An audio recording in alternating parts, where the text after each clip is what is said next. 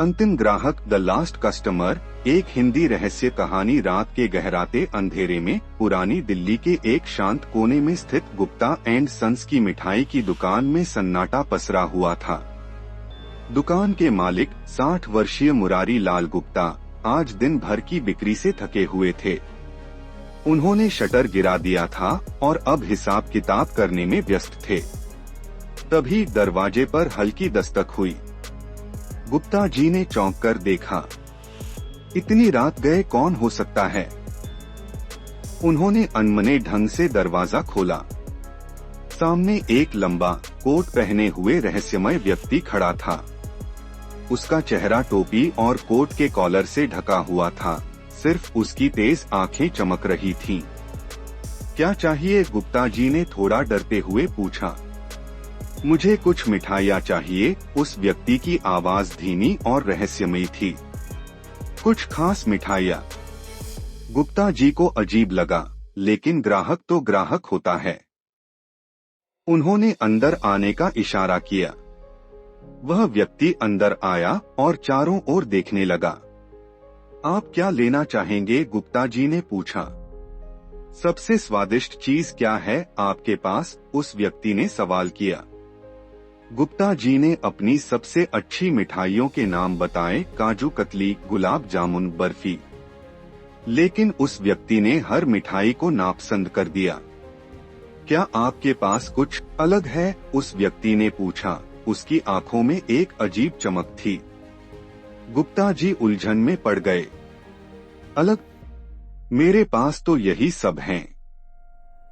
तभी उनकी नजर दुकान के पिछले हिस्से में रखी एक पुरानी धूल भरी पेटी पर पड़ी।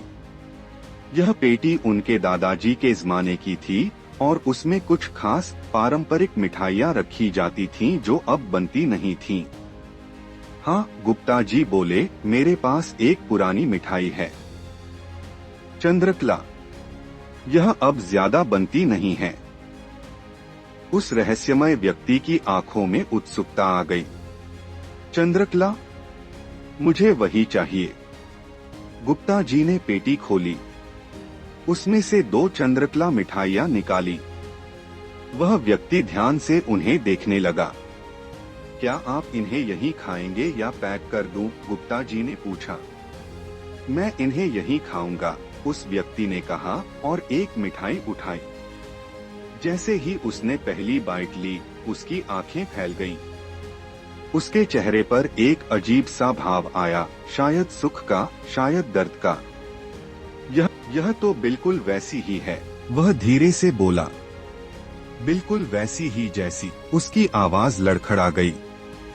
गुप्ता जी ने ध्यान दिया कि उस व्यक्ति के हाथ कांप रहे थे। क्या हुआ? गुप्ता जी ने चिंतित होकर पूछा। उस व्यक्ति ने दूसरी मिठाई उठाई और उसे भी खा लिया। उसकी आंखों से आंसू बहने लगे। यह स्वाद, यह मुझे बरसों पहले ले गया, वह फुसफुसाया।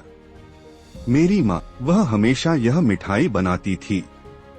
गुप्ता जी को अब कुछ कुछ समझ में आने लगा था। शायद यह व्यक्ति बहुत समय बाद यह मिठाई खा रहा था और पुरानी यादें ताजा हो गई थीं। आपकी माँ? गुप्ता जी ने सहानुभूति से पूछा। उस व्यक्ति ने हाँ में सिर हिलाया। वह अब इस दुनिया में नहीं है। और यह मिठाई, मैंने सोचा था कि इसका स्वाद भी हमेशा के लिए चला गया।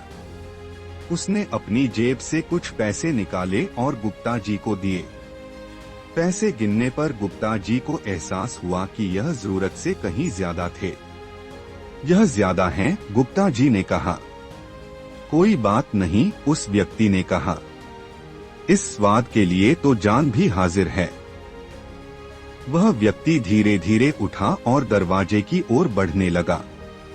आपका नाम क्या है? गुप्ता जी ने पूछा। उनकी उत्सुकता बढ़ती जा रही थी। वह व्यक्ति दरवाजे पर रुका, पीछे मुड़ा और एक उदास मुस्कान के साथ बोला, मेरा नाम आखिरी ग्राहक है।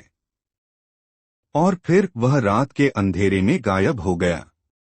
गुप्ता जी दरवाजे पर खड़े उसे जाते हुए देखते रहे। आखिरी ग्राहक? इसका क्या मतलब था? क्या वह कभी वापस आएगा? अगले दिन गुप्ता जी ने उस पेटी को फिर से खोला। उसमें सिर्फ एक ही चंद्रकला मिठाई बची थी। उन्होंने उसे उठाया और उसे ध्यान से देखा। अचानक उन्हें पेटी के अंदर एक छोटा सा कागज का टुकड़ा दिखाई दिया जो पहले उनकी नजर से छूट गया था। उन्होंने कागज खोला। उस पर एक पता लिखा था, शहर के बाहरी इलाके में एक पुराना वीरान घर। और नीचे एक छोटा सा संदेश लिखा था, माँ की याद में। गुप्ता जी को एक ठंडी सिहरन महसूस हुई। वह आखिरी ग्राहक कौन था? और उस वीरान घर का क्या रहस्य था? अगले कुछ दिनों तक गुप्ता जी उस घटना के बारे में सोचते रहे।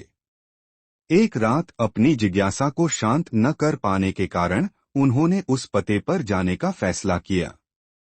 पुरानी दिल्ली की संकरी गलियों से होते हुए वह शहर के बाहरी इलाके में पहुंचे।